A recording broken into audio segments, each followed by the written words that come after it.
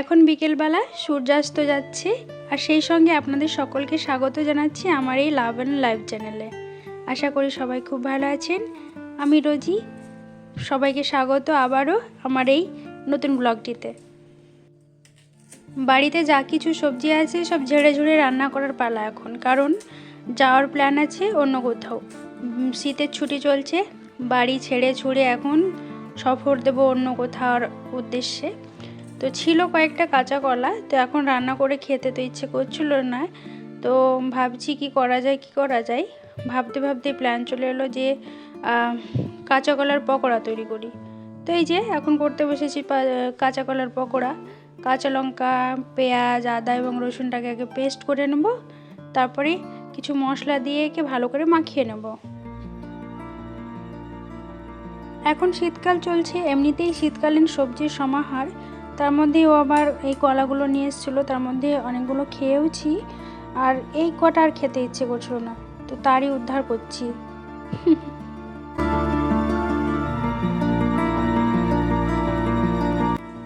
এটা খেতে কিন্তু চিকেন পকোড়ার মতনই, তা বলে তো কলা আর চিকেনকে তো একসঙ্গে কম্পেয়ার করলে হবে না, তবে কাছাকাছি যাবে অবশ্যই ভালো খেতে।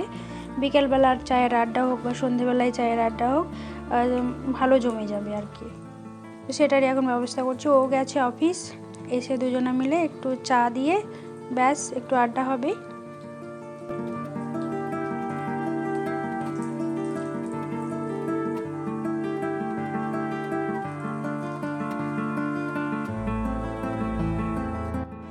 এখানে এক ঝুড়ি পকোড়া নিয়েছি, একটা হলো লাল চা নিয়েছি আর একটা কফি। কফি কাপের তলায় যে কাপটা আছে সেটা দেখে কেউ হাসবেন না প্লিজ, একটু ইগনোর করার চেষ্টা করবেন। শীতের সময় কোথাও বাইরে যাওয়া মানেই এক গাদি জামা কাপড়, সে তুমি 2 দিনের জন্যই যাও বা 10 দিনের জন্যই যাও। সেই দশা আমারও, এক ট্রলি ভর্তি জামা কাপড় তো আছেই, তার সঙ্গে শীতের জ্যাকেট, সোয়েটার, চাদর, আরও কত কী।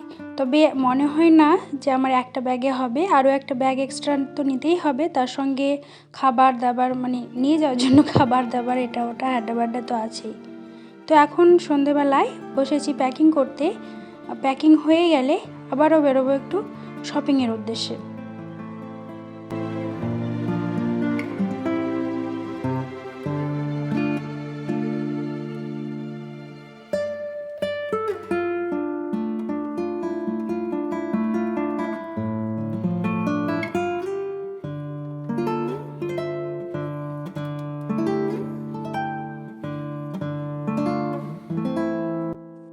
চটজলদি করে একটু সুপার মার্কেটে এলাম কিছু শপিং করার জন্য। তবে প্রথমেই ঢুকে পড়লাম বেবি সেকশানে, যেটা বাচ্চাদের জামা কাপড় দু একটা নেওয়ার জন্য। দেখি পছন্দ হলে সেরকম নেব, আর না হলে আজকে মনে হয় স্কিপ করব। যাই হোক, আগে সবগুলো দেখি। এতক্ষণ যা দেখলাম তার মধ্যে একটাও আমার খুব একটা ভালো লাগলো না বলে এখনও আমি কোনো জামা কাপড়ই তুলিনি। এই যে অন্য হয়ে ঘুরে বেড়াচ্ছে আর একটু ভিডিও করছে আর কি, এটা করছি আর কি।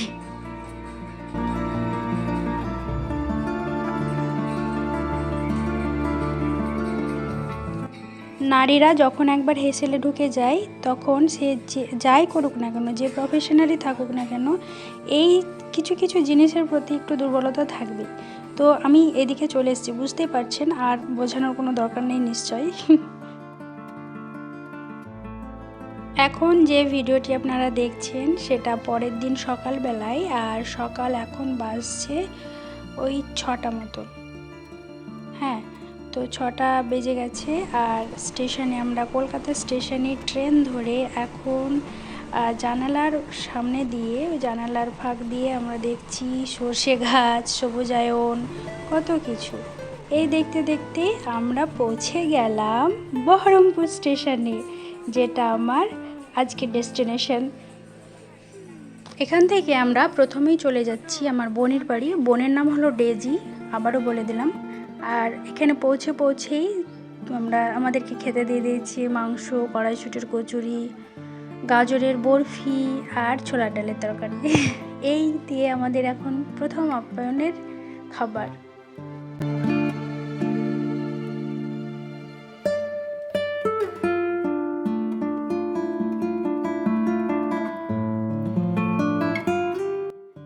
খেয়ে দিয়ে চললো অনেকক্ষণ ধরে আড্ডা। যদিও আমাদের প্রতিদিন অন্তত পক্ষে 3 বার এমনি কল হয় আর 2 বার ভিডিও কল হয়, তবু প্রচুর গল্প হলো। এরপরে আমাদের লাঞ্চ করতে তো হবেই, তো এখন ওরা লাঞ্চের জন্য তাড়া দিচ্ছে।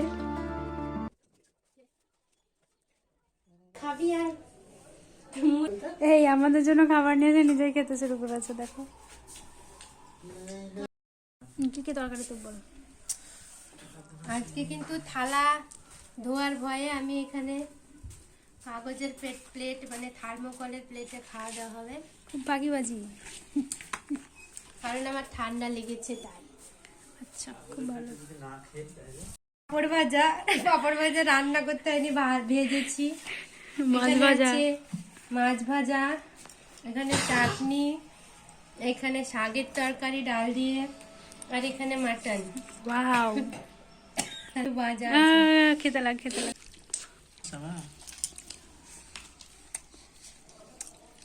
চাটনি কি এখন দিব? না পরে খাবো। দুটো করে এখন পাপড় দিই। একটু খাওয়া শুরু করো, ওটা মিডিলে দাও, সবাই আপনার উপর দিয়ে দিয়েছে। আপনার উপর লেগে গেলে তো বেশি লেগে দেবে। লাঞ্চ করে মোটামুটি 4:30 বাজছে এখন। তো এখন আমরা যাচ্ছি বহরমপুর থেকে আমার বাড়ি।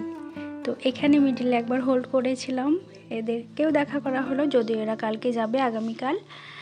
আর আমরা নিয়েছিলাম 3টে ব্যাগ, হয়ে গেল এখানে কটা, 1 2 3 4 5টা ব্যাগ হয়ে গেল। ওরা আবার কিছু অ্যাডভান্স যা নিয়ে যাবে আমাদেরকে দিয়ে দিল। আর মিলন ভাই যাচ্ছে সামনে বাসে তুলে দেওয়ার জন্য। আর এইদিকে বাস স্ট্যান্ড পৌঁছাতে আজকের ভিডিওটা শেষ করছি। আর আরও সুন্দর ভিডিও নিয়ে হাজির হব পরবর্তী ব্লগে। আশা করি আপনারা সাথে থাকবেন, সাবস্ক্রাইব করে পাশে থাকবেন।